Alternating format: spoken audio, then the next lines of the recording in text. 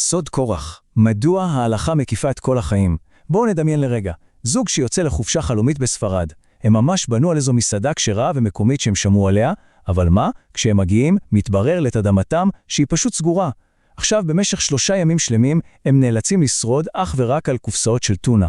זה מצב מתסכל, אולי אפילו קצת מוכר לחלקנו, מצב שבו ההלכה נראית פתאום כמעט בלתי אפשרית ליישום. אז ביום השלישי הם כבר פשוט איבדו שליטה. הם נכנסו למסעדה מקומית, ממש לא כשרה, ביקשו סליחה מאלוהים עמוק בלב והתיישבו. אבל ברגע שהם רק ניסו להזמין, פתאום פרצה בחוץ סופה אלימה ועזה. רוחות מטורפות נשבו, רעמים הרעידו את כל החלונות. הבעל, בייאוש מוחלט, מרים את העיניים לשמיים וזועק, ריבונו של עולם, בסדר, ידעתי שאסור לאכול בשר וחלב, אבל לא ידעתי שאסור אפילו להזמין. הבדיחה הזו, מעבר לזה שהיא קצת מצחיקה, מובילה אותנו לשאלה אולי המרכזית והעמוקה ביותר בסקירה שלנו היום. מדוע ההלכה דורשת טוטליות מוחלטת כזו? למה בעצם אין ביהדות אפילו רגע אחד קטן, רגע נייטרלי, או איזו פעולה אחת שהיא נטולת משמעות הלכתית? אוקיי, אז בואו ניכנס לזה. כדי להבין את העניין הזה לעומק, אנחנו צריכים לחזור קצת אחורה בזמן. התחושה הזו שההלכה משתלטת על כל חלקה טובה ומייצרת סוג של חנק רוחני, היא ממש לא המצאה מודרנית שלנו. למעשה, קורח היה הראשון שניסח את המחאה הזו, ובצורה די גאונית יש לומר. הוא טען, בהיגיון רב מבחינתו, נגד מה שנראה לו כמו אינפלציה של מצוות מאז מעמד הר סיני. תחשבו על זה, הרי לפני מתן תורה, האנושות הסתדרה יופי עם 7 מצוות בני נוח בלבד. אחר כך ניתנו 10 הדיברות, אבל ברגע שהוקם המשכן, נראה היה שמשה מביא בכל בוקר חוקים חדשים לגמרי, עד שהגענו לתרי"ג מצוות ואלפי תתי סעיפים.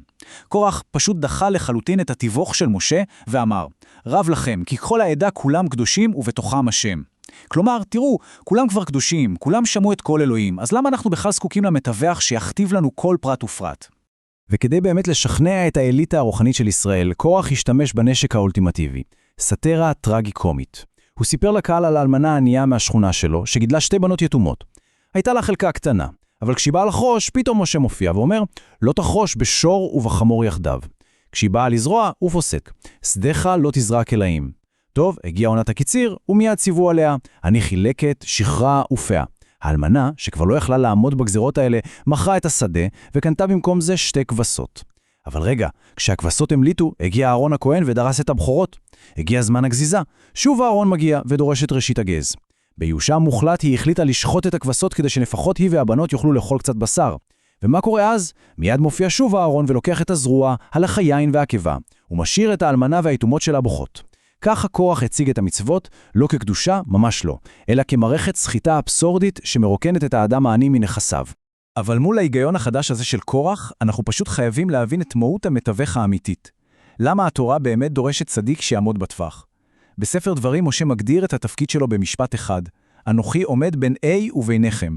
וחשוב להדגיש, אין כאן שום ניסיון לשליטה או שררה. זהו צינור רוחני הכרחי, הרי כבר מספר בראשית אנחנו רואים דבר דומה, כשאבימלך לא מתפלל ישירות לאלוהים, אלא מתבקש שאברהם מתפלל בידו. ובתלמוד קיים מושג עוד יותר מדהים, שבו הקדוש ברוך הוא בעצמו אומר, אני מושל באדם ומי מושל בי, צדיק, שאני גוזר גזירה והוא מבטלה. כלומר, כוחו של הצדיק הוא בשום פנים ואופן לא כוח של אגו, אלא של ביטול מוחלט לרצון העליון. וכדי להמחיש את היעדר האגו המוחלט של הצדיק האמיתי, התורה מתארת לנו את התגובה הראשונה של משה למרד של קורח. תראו, הוא לא צועק, הוא לא מגייס צבא, והוא בטח לא מפעיל כוח. מה הוא כן עושה? ויפול על פניו. משה רבנו פשוט נופל על פניו. למה? כדי לעשות חשבון נפש נוקב האמיתי באותם רגעים קריטיים. הוא שואל את עצמו, האם התגובה שלי עכשיו נובעת מפגיעה בכבוד האישי שלי, או אך ורק למען כבוד שמיים? הצדיק, ברגע האמת, מרוקן את עצמו מכל מניע אישי. והנובה המדהימה הזו של משה מהדהדת לאורך כל הדורות שלנו. יש סיפור ידוע על אדמו"ר הזקן, המייסד של חסידות חב"ד. פעם אחת נכנס אליו מתנגד חריף מאוד, והטיח בו האשמות ממש קשות. הוא טען שהאדמו"ר מתנהג בהתנשאות. ואיך הוא מגיב? לפני שהוא בכלל ענה מילה, הוא הניח את הראש שלו על השולחן למספר רגעים, בשקט גמור, ורק אז הרים את פניו והשיב לו בשלווה. כשבנו שאל אותו מאוחר יותר למה הוא עשה את זה, הוא הסביר שהוא פשוט למד את זה ממשה רבנו. הנחת הראש על השולחן הייתה עבורו ביטול מוחלט של האגו האישי. הוא רצה להבטיח שהתשובה שלו תגיע ממקום טהור לחלוטין, בלי שמץ של גאווה. וכאן אנחנו בעצם עוברים להבין את המטרה הסופית של כל ההלכות והדקדוקים האלה. מסופר על צדיק אחד גדול, שמאוד רצה לדעת מי עתיד להיות השכן שלו בגן עדן. גילו לו בחלום שזה יהיה אדם בשם משה, שחי בעיירה סמוכה. כמובן הצדיק נסע לשם מיד, מצפה למצוא איזה אדם רוחני, רזה, סגפן, אבל לתדהמתו הוא מצא אדם גדול מידות, אב בשר, שיושב לו בבקתה בקצה העיירה ופשוט אוכל ארוחות כבדות ועצומות. הצדיק עקב אחריו כמה ימים. הוא ראה שהתפילות שלו הן תפילות רגילות לחלוטין, אין שם שום תיקון חצות או סגפנות מיוחדת, אבל דבר אחד מאוד בלט, האיש אכל בכובד ראש, בריכוז יוצא דופן, ממש כאילו הוא מבצע עכשיו עבודה קדושה.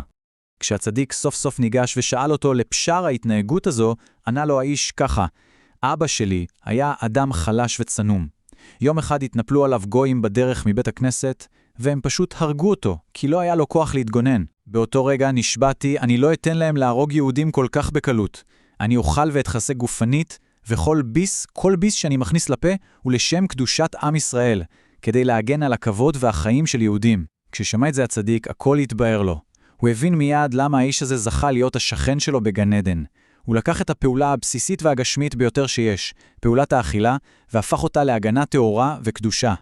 וזה ממחיש בצורה פשוט מבריקה את ההבדל התאומי בין השקפות העולם. התפיסה שאינה יהודית פעמים רבות רואה באדם רוחני מישהו שבורח מהעולם החומרי. אדם שמתבודד באיזו מערה, נמנע מנישואין, בורח מהחומר רק כדי לשמור על תואר רוחני. אבל החזון היהודי יוצר כאן מהפכה של ממש. המטרה שלנו היא ממש לא לברוח מהחומר, המטרה היא לקדש אותו, להעלות את הפעולות הכי יומיומיות ושגרתיות. כשאנחנו אוכלים לפי כללי הכשרות ואומרים דברי תורה ליד השולחן הפשוט הזה הופך למזבח.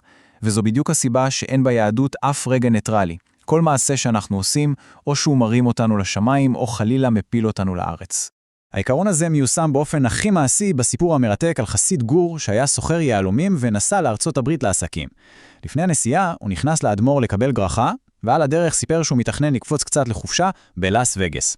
האדמו"ר מיד הוציא שעון כיס ישן וביקש ממנו טובה קטנה. תראה, חסר לי איזה קפיץ קטן לשעון הזה, תוכל אולי לחפש אותו עבורי שם? החסיד מתוך מסירות בילה את כל הזמן שלו בלאס וגאס בחיפוש קדחתני אחרי הקפיץ הנדיר הזה. הוא עבר מחנות לחנות, ממעבדה למעבדה, ושכח לגמרי מהאימורים ומהאטרקציות. בסוף הוא חזר מאוכזב בלי הקפיץ. כשהוא הגיע להתנצל בפני האדמו"ר, הרבי חייך ואמר לחסידים האחרים, נו, באמת חשבתם שהייתי צריך קפיץ? הרי יכולתי פשוט לקנות שעון חדש. אני פשוט רציתי שהנפש הבהמית שלו תהיה עסוקה במטלה חומרית וקשה, רק כדי להגן עליו מהריקנות הרוחנית של לאס וגאס.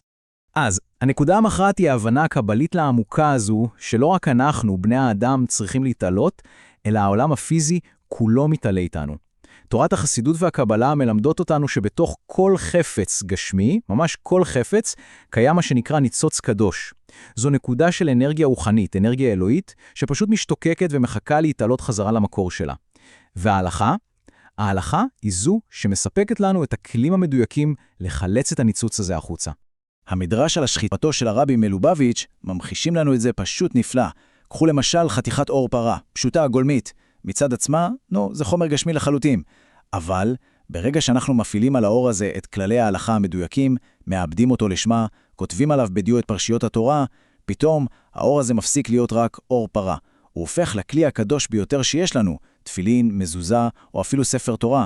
זה בדיוק כוחה של ההלכה, לקחת את החומר הנמוך והפשוט ביותר, ולהטיס אותו, פשוט וכמשמעו, אל מעבר לגבולות הקדושה. אבל תראו, למרות שזה נשמע נפלא, זה לא תמיד כל כך קל לראות את זה במציאות.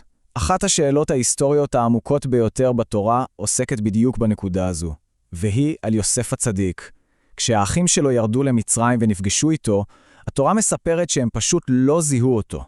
וזה מעלה שאלה אדירה. איך ייתכן שאחים, בני אותה משפחה, לא יזהו את בשר מבשרם? תורת החסידות מסבירה כאן משהו מדהים. העיוורון של האחים בכלל לא היה עיוורון פיזי, אלא עיוורון מושגי, עיוורון קונספטואלי. האחים הרי היו רועי צאן. הם האמינו שקדושה אמיתית יכולה להתקיים אך ורק בשקט, בטבע המבודד, הרחק משון העיר, הרחק מהפוליטיקה והשחיתות החומרית. לא היה להם שום מקום בראש למחשבה שיהודי יכול להחזיק באושר אדיר כזה, לנהל את הכלכלה של אימפריית ענק כמו מצרים, להחזיק בכוח פוליטי חסר תקדים, ועדיין, בתוך כל זה, להישאר יוסף הצדיק. טהור, קדוש ומחובר לאלוהים בכל רגע ורגע. עכשיו, מה שבאמת מעניין ומרתק סביב העניין הזה, וזה מביא אותנו לפתרון הגדול שלנו, זו התגלית תוצרת הנשימה של בעל התורים. הוא מצביע על הגימטריה של שני מושגים שנראים על פניו לגמרי מנוגדים. קחו את המילה ממון, שזה כסף. הערך המספרי שלה בגימטריה הוא בדיוק 136. ומהי המילה השנייה? המילה סולם, שגם הערך המספרי שלה הוא, תאמינו לו, בדיוק 136. והנה המסר העוצמתי, המסר שאיתו אנחנו נסיים את הסקירה שלנו היום. קורח טעה טעות מרה כשהוא חשב שהמצוות והחומר הם סוג של כלא בשבילנו. האמת היא שהעולם החומרי, הממון, העבודה והשגרה היומיומית הם ממש לא האויב שלנו. להפך, הם הסולם לגאולה עצמה. כל פעולה קטנה, כל מצווה שנעשית בתוך היום-יום העמוס שלנו, היא עוד שלב בטיפוס שלנו להעלאת הניצוצות. והשאלה שצריכה להישאר איתנו עכשיו היא זו. איך אנחנו הולכים להשתמש בסולם ההלכתי שלנו היום, ממש היום, בתוך השגרה החומרית שלנו, כדי להפוך את המציאות שסביבנו ואת העולם כולו למעט יותר קדושים. תודה רבה שהצטרפתם לסקירה הזו.